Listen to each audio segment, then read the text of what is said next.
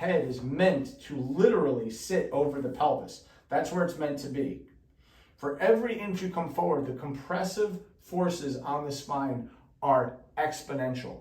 Okay, it's not linear. That means that you get less efficiency from the spine and more pain. Efficiency meaning nerve signaling. But there's another interesting reason why this happens. It's not just postural, pushing your head forward.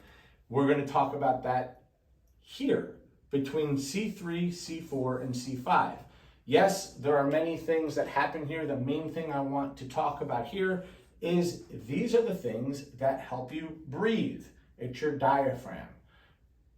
What do you think is happening here? Your diaphragm is literally the musculature that helps you breathe.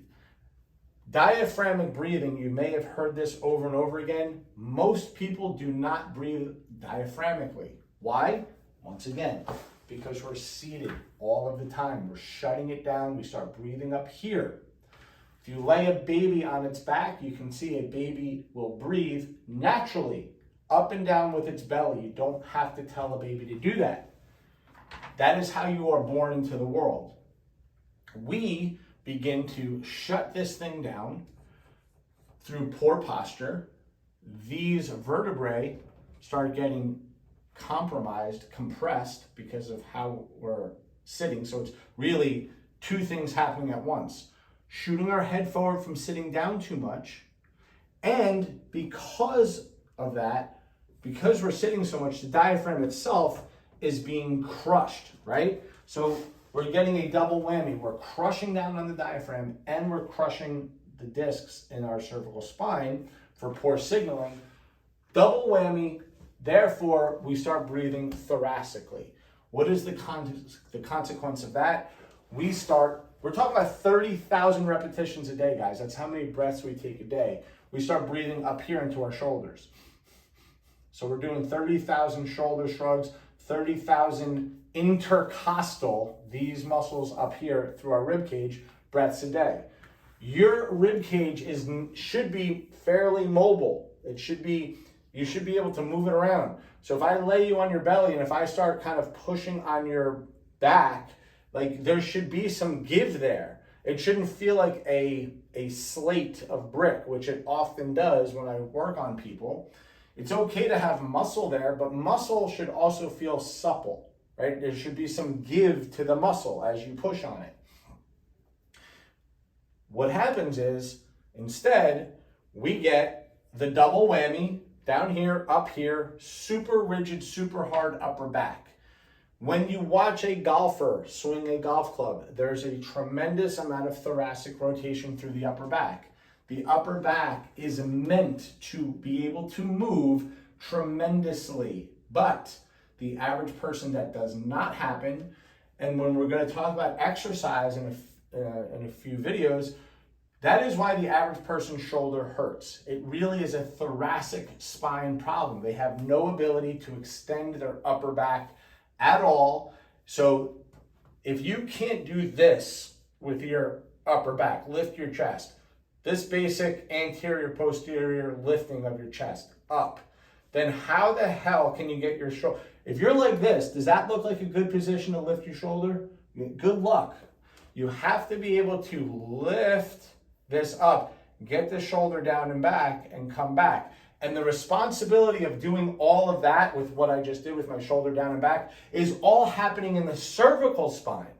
So I have to be able to articulate the thoracic spine, but if the nerves don't fire well up here, then I cannot articulate the shoulder girdle correctly, okay?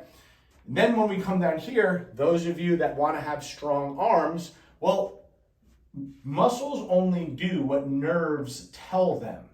So if the nerve signal sucks, your muscles will not fire. So if you want to have great arms, then you better pay attention to everything that's happening between C5 and T1.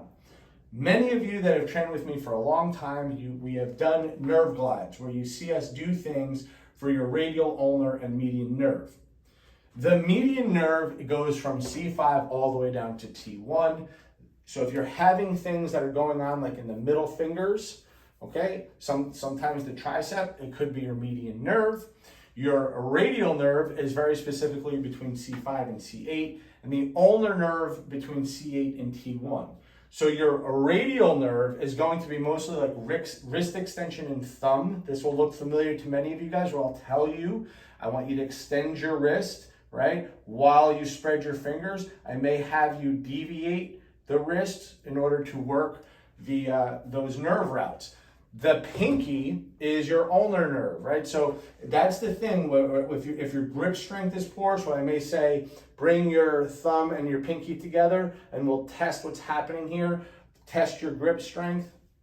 If you're having weird stuff going on in the pinky itself, which a lot of people do, there's nerve glides that we do specifically here, but that's way down here. So the point is that all these nerves, that they go, that it's not here, their origins are up here, and they go all the way down the nerve through the brachial plexus, up here through your shoulder, down your arm, and they tell muscles what to do.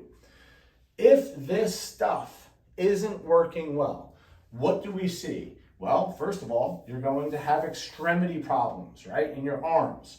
What else are you going to see? You're going to have breathing problems. What else are you going to see? You may have headaches in the back of your head, or the side of your head, or the top of your head. What else are you going to see? You're going to feel pain in your neck, right up in that atlas, where there's a lot of tightness. Why is all that happening? It's happening because we sit too much, right? We sit too much. We don't breathe correctly, and we don't take the time to understand how to fix our necks. We don't take the time to understand how to fix our necks. So how do we fix it?